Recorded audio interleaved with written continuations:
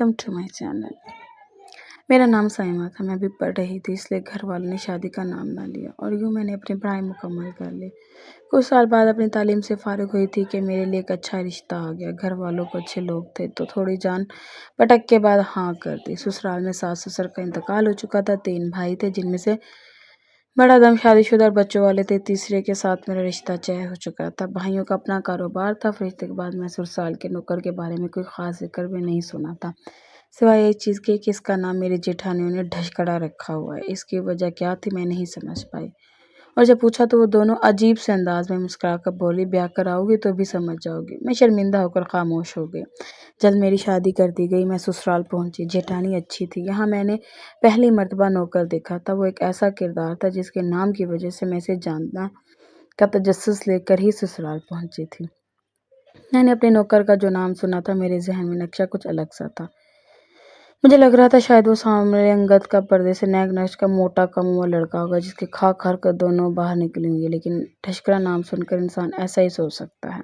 लेकिन यहाँ आकर इसके बारे में जो थोड़ा बहुत मुझे पता चला, इससे मुझे बुरी तरह से चौंका दिया था। वो कोई कम उम्र लड़का नहीं था। मेरे खाम से बमुश्किल 1.5 साल कम इसकी उम्र थी। 24 साल का, बहुत अच्छे कद काठ का मालिक था और देखने में काफ़ी खुशगवार और बेज़र सा लगता था। मुझे हैरत हुई कि आखिर इसका ऐसा क्या कसूर था कि भाभी इससे अच्छा रवैया नहीं रखती थी, और इतना अजीब नाम क्यों रखा हुआ था। इसकी अहमियत किसी की भी नज़र में कमतर क्यों थी। यकीनन इसमें कोई ऐसी खामियां बुराइयां थी कि वो सबकी नज़र में इतना गैर अहम था। तजस्सुस और इश्तियाक में काफ़ी दिन गुजर गए, जिसकी वजह से मुझे बहुत कम ऐसा कुछ मिला कि वो यकीनी के हद तक हैरान रह गई। भाभियाँ घर में इससे हर काम करवाती थी। इसे कभी किचन का काम सौंप देती तो कभी से बच्चे पकड़ा दिए जाते, जिनको वो किसी माँ की तरह खिलाता पिलाता और सुलाता था। यहाँ तक कि वो बच्चों के पोतड़े भी बदलता था। बाजार के 10 चक्कर लगा के सौदा सल्ब लाता था। कभी धुले हुए कपड़ों की बाल्टियां भरकर छत पे ले जाकर फैलाता था। मुझे हैरत हुई कि वो अच्छा खासा जवान मर्द था। भाभियों के ऐसे नीच और गंदे काम करने पर क्यों मजबूर था। वो मामूली तनख्वाह में घर वालों के 1000 काम करता था और फिर भी इसकी इज्जत ना होने के बराबर थी। इसे घर में हकीकत किसी जानवर की तरह काम लिया जाता था। सोचने की बात ये थी कि वो क्यों खामोशी से सब काम करता था। इसे सबके बदले में क्या मिलता था। कई बार दिमाग में उठते सीधे सवाल भी आते, मगर फिर झटक देती। दिन खत्म हुए और एक रोज़ मैंने बाकायदा काम में हाथ डाला। भाभी ने मुझे भी यही मशवरा दिया कि मैं खुद पर ज़्यादा बोझ डालने के बजाय ढशकड़े से काम करवा लिया करूं। वैसे भी वो घर में ही पड़ा रहता है। मुझे ये बात बड़ी अजीब महसूस होती। मैंने अपनी इस नौकर से किनारा करके रहने लगी। मुझे इसका यूं सर झुका कर खड़े होना और एक इशारे पर काम करना खटकता था। मैंने मीठी की रस्म में खीर बनाई और सारा काम खुद किया। अपने इस नौकर को किचन में आता देख मेरे गुस्से से झड़कते हुए भेज दिया। न जाने क्यों मुझे इस पर तरस आने के बजाय गुस्सा आता था। वो किस नालिश में आकर काम करता था, इतना अच्छा क्यों बनता था। वो रात को मेरे खामद और देवर वगैरह घर आए तो पहली बार मैं खामद के साथ कमरे में खाने के बजाय वहीं सबके दरमियान बैठ गई, और मैंने जो कुछ रात के खाने के दौरान देखा और सुना वो मुझे अंदर तक हिला देने के लिए काफ़ी था। खाने पर सब मौजूद थे और नौकर भी एक कोने में अलग सा बैठा हुआ था। सबने खाना शुरू किया तो बातों के दौरान मैंने देखा कि मेरी 2 जेठानी मुसलसल नौकर की बुराइयां कर रही थी। इसकी तनख्वाह कम कर देते हैं, वैसे भी इतना मजबूर है कि नौकरी छोड़कर कहीं नहीं जाएगा। ये वो जुमले थे जो सारा वक्त खाने के दौरान वक्तन फ़वक्तन मेरी जेठानियाँ बोलती जा रही थी और मैं मुंह खोले इसकी भीसी देख रही थी। इन जुमलों का नतीजा ये हुआ कि वहीं खाने के दौरान ही मेरे दोनों जेठ अपने नौकर को डांटने लगे। घर के सारे काम किया करो वरना हम तुम्हारी तनख्वाह काट देंगे। वो डांट रहे थे, वो शर्मरा रहे थे और बेसाख्ता सुनाकर इसको देख रही थी। मुझे लगा था कि अब वो ज़रूर बोलेगा कि सारा दिन तो वो काम करता है, इनके बच्चे तक पालता है, मगर इसे देखकर तो मुझे हैरत का शदीद झटका लगा था। वो निहायत ही लापरवाही से खाना खा रहा था, यूं जैसे वो बहरा हो और सुनने की सलाहियत से ही महरूम हो। मेरा सर चकरा गया। ये सब क्या ड्रामा था। इसकी जगह मैं होती तो सबकी तबीयत साफ कर देती। ये सब घर वाले आखिर क्या कर रहे थे। झूठ बढ़ा चढ़ाकर पेश किया जा रहा था और सच को ऐसे छुपा रहा था जैसे शर्मिंदगी का बाइस हो, और जब सब सहने वाला खुद ही खामोश था तो तुम मैं कैसे गवाह बनती या इसका साथ दे देती। मैं खामोशी सुनती और देखती जा रही थी। महफिल ख़त्म हुई, खाना खाया गया और सब अपने अपने कपड़ों में चले गए। मेरे दिमाग पर नौकर के दौरान खामोशी तारी हो गई। मैं इसी तरह घर में से खामोशी से काम करता और भाभीियों का इसके खिलाफ बोलकर भाइयों से बहाने बहाने डांट पड़वाना देखती रही। मेरा अपना खामन भी इस मामले में कामचोर था। मैं जितना भी इस नौकर से बचती और साइड पर रहती, मेरे खामन خاوند اپنے حصے کے کام بھی اس پر ڈال دیتا۔ میں نے خاوند کو سمجھانے کی بہت کوشش کی مگر اس نے میری بات سنی انسنی کر دی۔ وہ اپنی مرضی سے سب کرتا ہے، میں کیوں بولوں؟ میرے خاوند نے آدھا ادھورا جواب دے دیا اور سو گئے۔ پھر مزید اس معاملے میں الجھنا نہیں چاہتی تھی، میں نے بھی دوسری طرف کروٹ بدلی اور سونے کی کوشش کرنے لگی۔ جب مجھے ماں بننے کی خوشخبری ملی، احتیاط اور علاج دونوں ضروری تھے میرے لیے۔ کام کرنا تھوڑی سا مشکل ہو گیا تھا۔ میں دیکھتی تھی کہ نوکر اکثر میرے ارد گرد گھومتا اور میرے ساتھ کام کروانے کی کوشش کرتا تھا، مگر میں اس حالت میں بھی اپنے اصول پر قائم رہی۔ اس کام کروانے کے بجائے میں خود کرنے کو ترجیح دیتے۔ مجھے اس کی شخصیت بہت پراسرار اور الجھی ہوئی لگنے لگی۔ میں اسے چھپ کر رہنے لگی۔ میری ڈلیوری کے دن قریب آئے تو اکثر مجھے چیک اپ کے لیے ڈاکٹر کے پاس جانا پڑتا۔ خاوند روزانہ میرے لیے گھر میں نہیں بیٹھ سکتے تھے۔ ہمیشہ کی طرح اس کام کے لیے بھی انہوں نے نوکر کو کہہ دیا کہ میں اس کے ساتھ چلی جایا کروں۔ میں اس سب پر بہت تنگ ہونے لگی۔ اپنے نوکر سے جتنا ہو سکتا تھا میں بچ کر ہی رہتی تھی، مگر پھر بھی یہ کام کے لیے مجھے اس کے پاس جانا پڑتا۔ ایک روز میری طبیعت خراب ہونے لگی، ڈاکٹر کے پاس جانا بہت ضروری تھا۔ میں نے خاوند کو فون لگایا، اپنی حالت بتائی اور جلدی آ کر مجھے ہسپتال لینے جانے کا کہا۔ وہ بہت مصروف تھا اور جلدی آنے کے لیے مشکل تھا، تو انہوں نے مجھے نوکر کے ساتھ جانے کا کہہ دیا۔ مجھے بہت برا لگا اور عجیب لگا، میں اس حال میں کیسے نوکر کے ساتھ چلی جاؤں؟ مگر مجھے اپنی حالت سے تشویش ہونے لگی اور مجبوراً بہادری کے کام کرتے نوکر کو بلا کر میرا ہسپتال لے جانے کا کہا اور بائک نکال کر مجھے اس پر بٹھاتا ڈاکٹر کی طرف روانہ ہوا۔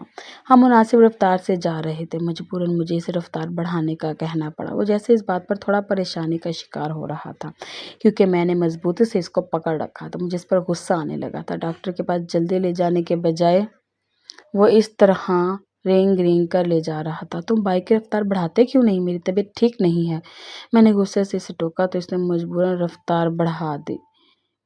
سیم والے پل پر اچانک اس کی بائک خراب ہو گئی۔ رفتار بڑھا دی سے پر اچانک اس کی بائک خراب ہو گئی۔ میں پریشانی سے وہیں اتر کر کھڑی ہو گئی اور بائک سٹارٹ کرنے کی کوشش کرنے لگا۔ یہ بائک پرانی ہے، اس لیے رفتار بڑھانے پر خراب ہو جاتی ہے، اس نے وضاحت پیش کی، جس سے مجھے کوئی لینا دینا نہیں تھا۔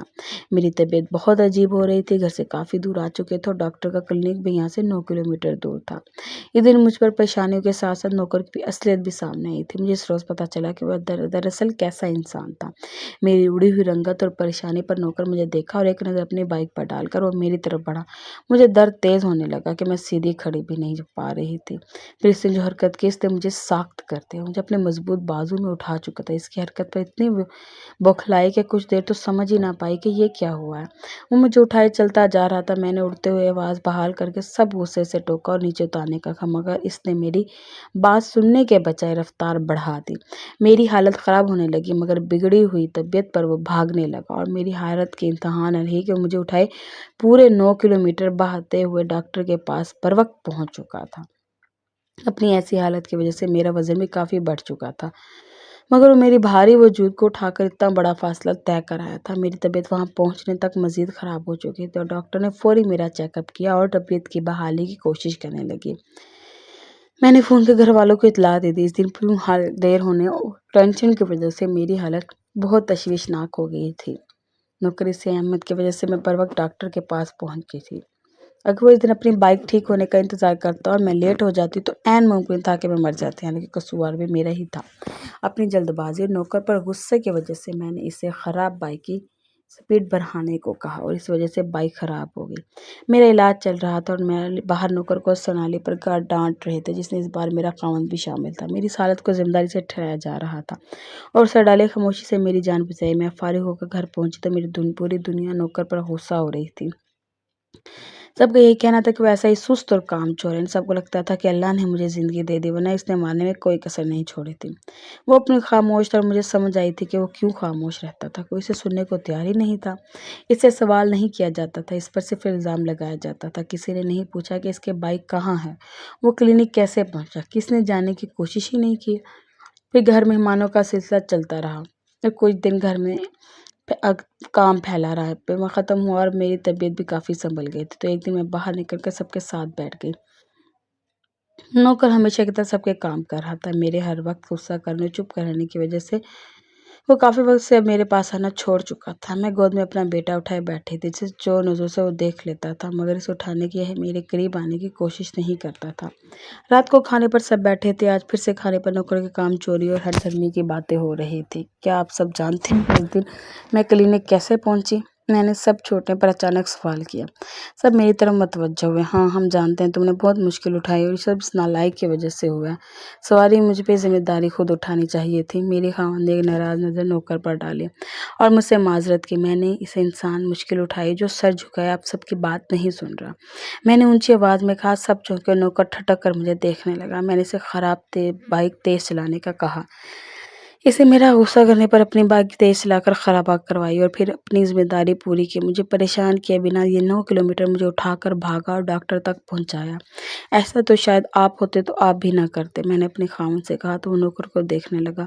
باپ کے سبھی خاموشی بیٹھے تھے۔ آپ کے بھائی سے سارا دن کسی جابر کی طرح کام کروایا جاتا ہے۔ پورے خاندان میں اس کا ڈھشکرا نام مشہور ہے۔ گھر میں عورتوں کی طرح کچن سنبھالتا ہے، کھانے تک بناتا ہے، بچوں کو ماں کی طرح سنبھالتا ہے، نہلانا دھلانا کھلا پلا کر سونا، اب تک چھوٹے بچوں کے فیڈر تک یہ بناتا ہے اور رات کو سب سے ڈانٹ بھی کھاتا ہے۔ درس نہیں آتا اس پر آپ سب کو؟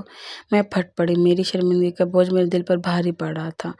بے زر لڑکے کی ہمت پر ترس آ رہا تھا۔ سب دم خود بیٹھے تھے۔ بھابھی کنگ ہو گئی تھی۔ بھائی شرمندہ سے سر جھکائے بیٹھے تھے۔ ابھی تو نوکر کی کہانی سننا باقی تھا۔ کس بات نے اسے ایسا مجبور اور بے بس کیا تھا کہ وہ سب سنتا بھی تھا اور کام بھی کرتا رہتا تھا؟ تم کیوں خاموش رہتے ہو؟ بولتے کیوں نہیں؟ میں نے نوکر کو غصے سے کہا۔ مجھ سے کبھی کسی نے پوچھا ہی نہیں۔ لاوارث اور یتیم میرے ماں باپ نہیں۔ کسی نے مجھ پر ترس کھا کر یتیم خانے میں داخل کر دیا۔